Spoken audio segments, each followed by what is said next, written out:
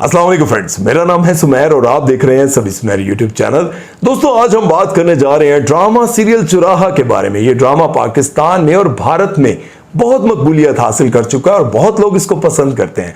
तो मैंने सोचा क्यों ना इस ड्रामे पर भी थोड़ा अपना रिव्यू आपके सामने पेश किया जाए। इस ड्रामे की कुछ गलतियां, कुछ बोंगियां और कुछ ऐसी बातें जिन्हें सुनकर आपको मजा आए, वो क्यों ना आपके सामने पेश की जाए। लेकिन आपको एक और बात बताता चलूं, जब से पाकिस्तान में ड्रामे बनने शुरू हुए हैं और जो भी ड्रामा पाकिस्तान में हिट होता है वो भारत में भी हिट होता है। भाई, हमारे ड्रामों को भारत में बहुत पसंद किया जाता है। आपको इसकी वजह पता है? क्योंकि जो भारत में ड्रामे और सीरियल बनाए जाते हैं उसकी कहानी बड़ी अजीब सी होती है। एक खूबसूरत नौजवान हीरो दिखाया जाता है जिसके बच्चे उससे 1 साल बस छोटे होते हैं और अचानक से अब्बा का एक्सीडेंट हो जाता है, अब्बा की डेथ हो जाती है। 10 साल बाद अब्बा की वापसी होती है, अब्बा की शक्ल चेंज हो जाती है। भाई, एक्सीडेंट हुआ था, अब्बा ने सर्जरी करवा ली और अब्बा की याददाश्त चली गई। अब्बा को सिर्फ अपने बच्चे भूल गए, लेकिन वो पुरानी कॉलेज वाली माशूका याद है। और डॉक्टर उसके कॉलेज टाइम की गर्लफ्रेंड को कहता है कि इसको बिल्कुल स्ट्रेस ना देना, इसका साथ देना, इसका ख्याल रखना। ऐसा ना हो कि इसकी याददाश्त हमेशा के लिए चली जाए और ये कोमे में भी जा सकता है, ये मर भी सकता है। ओ भाई, मर तो ये 10 साल पहले गया था। इसी वजह से इन कहानियों को ना तो धुरिंदर मोदी पसंद करता है और ना ही जनता। तो चलिए आज हम बात करेंगे ड्रामा सीरियल चुराहा के बारे में। लेकिन उससे पहले आप दोस्तों से गुजारिश है कि हमारे चैनल को सब्सक्राइब कर दें और बेल आइकन पर क्लिक करना हरगिज मत भूलिएगा। जोया पापा की फेसबुक पर वो परी है जिसे लोग अमीर समझकर इससे शादी करने की ख्वाहिश रखते हैं, लेकिन हकीकत में इसके घर की छत 8 जगह से बारिश के बाद टपकती है। और जोया तो जोया, उसकी अम्मा भी उस बुड्ढे को अपने पीछे लगाई रखती है, उससे 50,000 रुपया भी ले लेती है, लेकिन शादी नहीं करनी। शादी करने का बोलो तो कहती है अभी हमारी उम्र ही क्या है, आओ अभी उम्र रह ही कितनी गई है। कहानी का आगाज होता है पापा की परी से, जिसके पापा अब इस दुनिया में ही नहीं है, लेकिन वो पढ़ना चाहती है, पढ़ लिख कर कुछ बनना चाहती है। उसके बड़े बड़े ख्वाब हैं, वो फेसबुक पर पोस्ट लगाना चाहती है। और परी की अम्मा जान अपने बुड्ढे आशिक के पास जाती है और कहती है कि मैं अपनी बेटी को पढ़ा लिखा कर कुछ बनाना चाहती हूँ, लेकिन क्या करूं, मेरी बेटी के पास स्मार्टफोन नहीं है। अगर उसके पास स्मार्टफोन होगा तो वो पढ़ लिख कर कुछ बन जाएगी। अरे वाह, वो बुड्ढे आशिक साहब अपने बेटे से 50,000 रुपया लेकर अपनी माशूका को देते हैं और बेटी जो है वो 50,000 का मोबाइल फोन लेकर बड़े बड़े मॉल्स में जाकर बड़े बड़े ब्रांड्स के कपड़े पहनकर तस्वीरें बनाकर फेसबुक पर लगाती है। फिर किडनैपर्स के एक ईमानदार सरबराह उनको फेसबुक पर देखते हैं और उनसे मोहब्बत का ढोंग रचाते हैं और फिर वो उस पापा की परी को अगवा करके ले जाते हैं और कहते हैं बुलाओ अपने पापा को और बोल 10 लाख रुपया देकर तुम्हें ले जाए। तब पापा की परी रोने लग जाती है, मैं तो गरीब बंदी हूं, मेरे को तो खान जोगा कुछ नहीं और मेरे पापा तो बचपन में मर गए थे जिनकी मैं आज तक मरी बन के फिरती हूं। फिर किडनैपर का सरबराह खुद बैठ के रोने लग जाता और कहता है ये मैंने क्या कर दिया, ये तो मैं अपने से बड़ी कंगली को उठा के ले आया हूं। ये तो पापा की वो परी है जो मैकडॉनल्ड के बाहर पड़े उस चाचे के साथ तस्वीर बनाकर फेसबुक पर लगाती है और कहती है me and my uncle in England. लेकिन फिर जब किडनैपर्स को यह पता चलता है ये तो कंगली है, इससे पैसे शैसे तो मिलने कोई नहीं, क्यों ना इससे मजे ही ले लिए जाए। फिर हीरो साहब को गुस्सा आता है और उनको दे मार और 4.5 करने के बाद इसको पकड़कर उसके घर छोड़ कर आते हैं। लेकिन होता क्या है, जब वो घर जाती है तो मोहल्ले वाले आ जाते हैं, हाय ला थोड़ी थी अगवा होगी सी, चलो शुक्र है वापस ते आ गई, इज्जत नहीं बची होनी। उसके आने की खुशी इतनी है ना कि मैं क्या बताऊं, वरना आज तक कभी ऐसा सुना है क्या कि लड़की अगवा हो जाए और अपने आप वापस आ जाए 2-4 रोज घर से बाहर रह के। वैसे आपा हुआ क्या था उसके साथ? भी सच सच बता दे हमें, आखिर हुआ क्या? हम भी तो मोहल्ले वाले हैं, हमारा भी तो हक है आखिर। इन पापा कुटनियों की अपनी बच्चियां तो नरगिस और दीदार को भी पीछे छोड़ती हैं, लेकिन पूरे मोहल्ले को कह रही होती है मेरी बेटी बड़ी शरीफ है, लेकिन पूरा नहीं बताती बाबरा शरीफ है।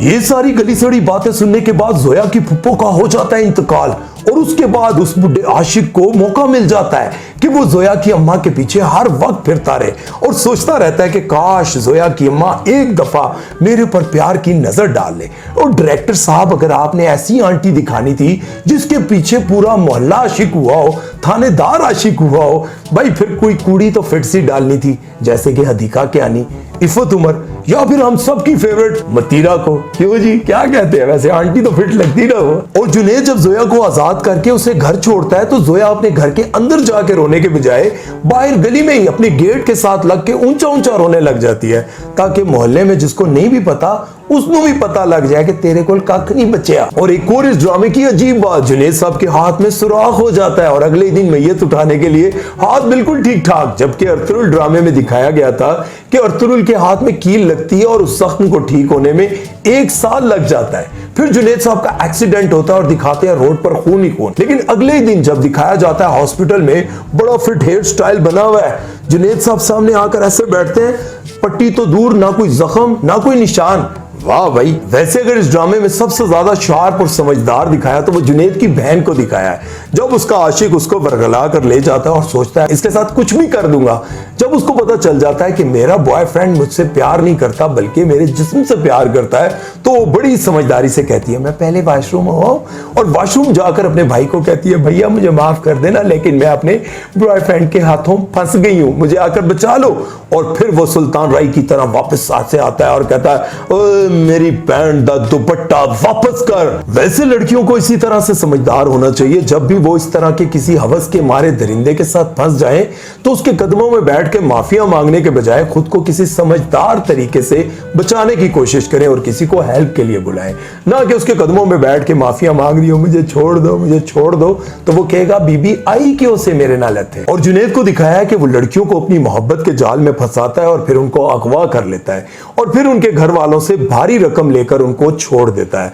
लेकिन उसकी एक अच्छाई दिखाई गई है इस ड्रामे में कि जब वो किसी को अगवा करता है तो उसकी इज्जत पर हाथ नहीं डालता। जोया का मामला उसकी जिंदगी में होता है कि उसकी वजह से उसकी इज्जत खराब हो जाती है, वो बदनाम हो जाती है और उसकी फुप्पो इस गम को बर्दाश्त नहीं कर पाती है और उनकी डेथ हो जाती है। इसकी वजह से जुनेद को अपने अंदर गिल्ट फील होता है, तकलीफ शुरू हो जाती है। फिर वो अपना सारा पैसा लेकर एक दरबार पर एक मलंग के पास चला जाता है। मलंग उसे कहता है जा दफा हो जा, कागजां दिया बोरियां लेके मेरे को ना। ओ भाई ऐसा होता कहां है, आप एक दफा बोरी भर कर लेकर तो जाएं, आप एक देकर ढक्कन तो खोलें कहीं जाकर, आपको एक चावल का दाना नहीं मिलेगा, आप नोटों से भरा हुआ बैग ले जाते हैं। और मलंग कहता है जा भाई जा। वाह भाई। और जुनेद के अब्बा जान जो कि जोया की अम्मा के पहले से आशिक है, जुनेद को कहते हैं कि मैं सोच रहा हूं कि जोया को अपनी सरपरस्ती में ले लूं। जुनेद कहता है मुझे तो कोई एतराज नहीं, लेकिन आप जोया से पूछ लें। वो समझ रहा होता है कि शायद जोया की मेरी शादी करवाने लगे हैं, लेकिन अभी तक शायद जुनेद को इस बात का अंदाजा नहीं कि अब्बा जान तो उसकी अम्मा पर पहले से फ्लैट हो चुके हैं। ड्रामे की कहानी के बारे में अगर हम बात करें तो ड्रामे की कहानी में दिखाया गया है कि जुनेद एक ऐसा लड़का है जो अपनी खूबसूरती की वजह से किसी भी लड़की को अपने मोहब्बत के चक्कर में फंसा लेता है, फिर उसको अगवा करके ले जाता है और फिर उसके माँ बाप से पैसों का मुतालबा करके उसको छोड़ता है। लेकिन जुनेद की एक अच्छाई दिखाई है कि वो किसी की इज्जत नहीं लूटता। मुझे यूं लगता है कि इस ड्रामे की कहानी को इसलिए बनाया गया है कि जो लोग इस तरह के काम करते हैं वो ये बात जरूर सोचें, क्योंकि जाहिर है ड्रामे तो बहुत सारे लोग देखते हैं, ये जो लुटेरे होते हैं ये भी बैठकर, क्योंकि बड़े मोबाइल छीनते हैं ये लोग, बड़ी चोरियां करते हैं, बड़े डाके मारते हैं, बड़े लोगों को अगवा करते हैं और फिर जब ये वेले होते हैं तो मोबाइल पर टीवी ड्रामे शामे ही देखते रहते हैं, फिल्में ही देखते रहते हैं। तो वो इस बात पर गौर करें कि जब आप किसी की जिंदगी में इस तरह का कोई कारनामा करते हैं ना जी, उसको अगवा कर लेते हैं या किसी मासूम बच्चे के साथ अपनी हवस पूरी कर लेते हैं, किसी बच्ची के साथ ऐसा कर लेते हैं, तो सोचें कि उस बच्ची को तो आप मार भी देते हैं, दफना भी देते हैं, फेंक भी देते हैं, लेकिन उसके खानदान पर क्या बीतती है।